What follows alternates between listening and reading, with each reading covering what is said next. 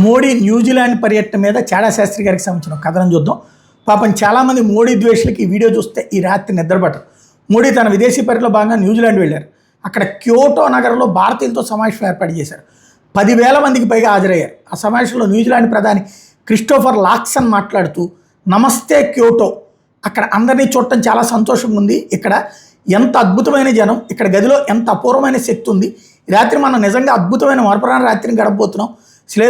స్నేహితులారా, ఈ రాత్రి న్యూజిలాండ్ చరిత్ర సృష్టించింది. 40 ఏళ్ల తర్వాత మొదటిసారి ఒక భారతీయ ప్రధానమంత్రి న్యూజిలాండ్ నేల మీద అడుగుపెట్టారు. ఒకే కుటుంబ సభ్యుల సందర్శనల మధ్య ఇంత సుదీర్ఘకాలం ఉండడం చాలా ఎక్కువ. అవును, కుటుంబ సభ్యుల సందర్శనల మధ్య చాలా ఎక్కువ సమయం పట్టింది. కానీ ప్రధాని మోడీ గారు 5 మిలియన్ల అంటే 50 లక్షల న్యూజిలాండ్ ప్రజల తరపున నేను ఒక్క మాట చెప్పాలనుకుంటున్నాను.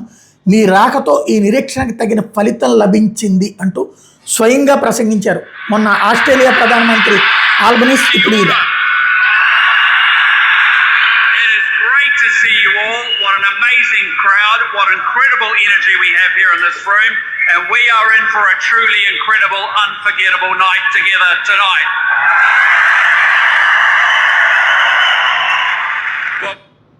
ఇది 50 లక్షలు మాత్రమే ఉన్నటువంటి జనాభా ఉన్నటువంటి చిన్న దేశం అన్నటువంటి చిన్న చూపు. మన హైదరాబాద్ నగరంలో సగం ఓ లెక్కన దేశం, బట్ అద్భుతమైనటువంటి అభివృద్ధి సాధించినటువంటి దేశం.